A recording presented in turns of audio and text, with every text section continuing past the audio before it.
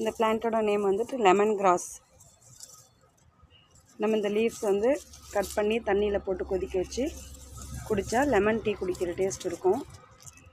So lemon டீக்கு லெமனே இல்லாமல் இந்த கிராஸை கட் பண்ணி நம்ம லெமன் டீ குடிக்கலாம். ஸோ இது உடம்புல உஷ்ணத்தை குறைக்கும். இது நம்ம குடித்தோன்னா உடம்பு சூடு குறைக்கும். அது மட்டும் இல்லாமல் இது இருந்ததுன்னா வீட்டில் கொசு வராமல் இருக்கும். இது நீங்கள் கட் பண்ணி பார்த்தீங்கன்னா நல்லா தெரியும் லெமனோட ஃப்ளேவர், இந்த ஸ்மெல்லு பாருங்கள்.